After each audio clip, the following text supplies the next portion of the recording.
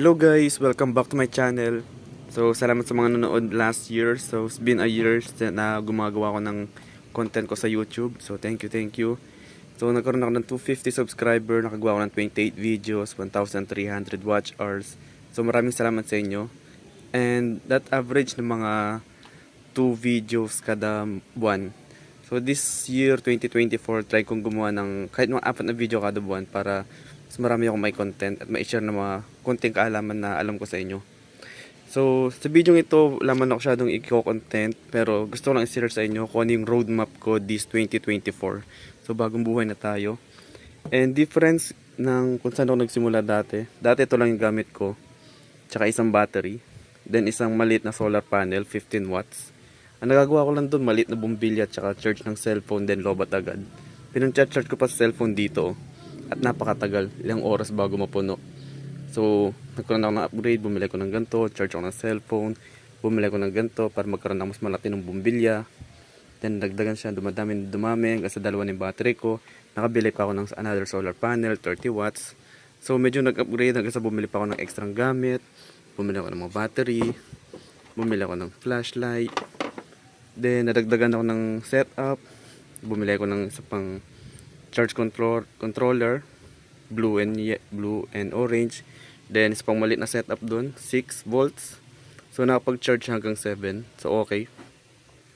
At malakas ang araw ngayon. Do isang solar lang nakakabit kaya ganyan lang kababa. Pero pupuno naman pag sobrang lakas ng araw. Then collections ng mga kable, yung aking drill, martilyo, collections sa mga kung ano ng ek-ek. Meron ako dito mga humidifier. So, nag-improve siya over the course ng year habang gumagawa ko ng video. So, nakakatuwa. Then, this year, plano namin bumili ng e-bike. If familiar kayo, 3 wheels e-bike para kasya kaming 3. Then, sa mga e-bike, nakita ko, meron siyang 48 watts or 48 volts na battery. So, napansin ko nung sumilip ako sa isang store, 4 na baterya palang gamit nila. Iilan lang yung bike na may isang buong 48 ang nakasaksak sa battery. So, yung plano kong bilhin is yung e-bike na may 4 na 12 volts na battery. So, pag i-charge ko siya, pwede kong iduktong dito, ipaparallel ko lang. Then, i-charge na siya ng solar. Tipid sa kuryente. Hindi ko na siya kailangang i-charge sa mga outlet na 220 volts. Then, kapag nadagdagan to ng 4 na 12 volts, so meron akong total of 6.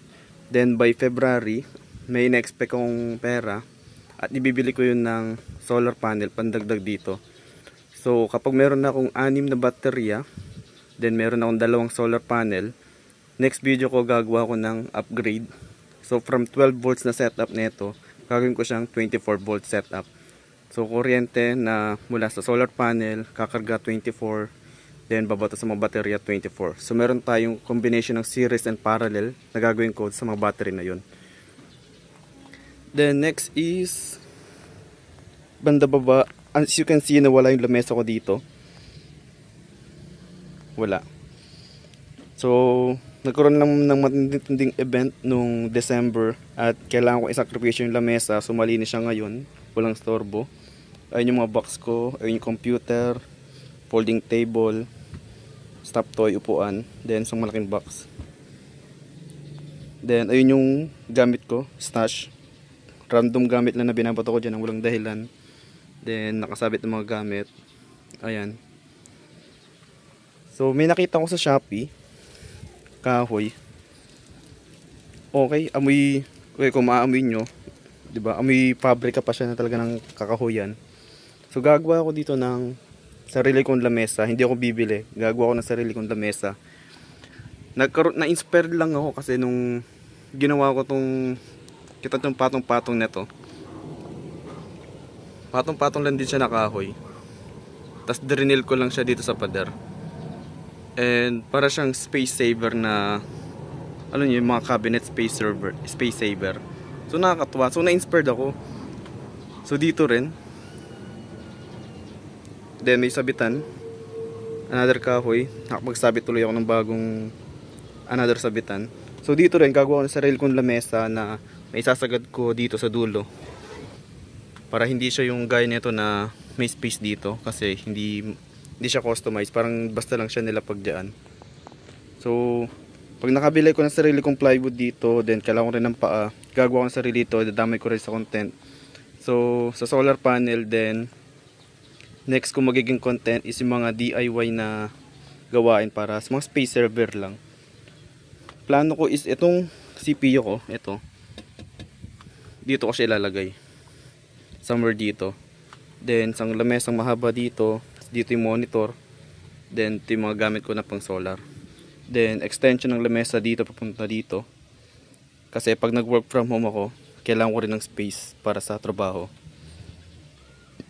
Yun. And another na kailangan ko rin isiksik sa pwesto ko dito is ito yung tatlong bote. At kung tatanungin nyo kung ano to, ito yung ipon challenge ko, personal ipon challenge ko. So nag-customize lang ako ng sarili kong paraan kung paano ako makakaipon over the course of the year. So itong tatlong boteng to, nakatulong to sa akin. Kung interested kayo sa sarili kong ipon challenge, may mag-comment lang ng isa, gagawa ko ng video para dito. Then ito is box ng aking mga laruan.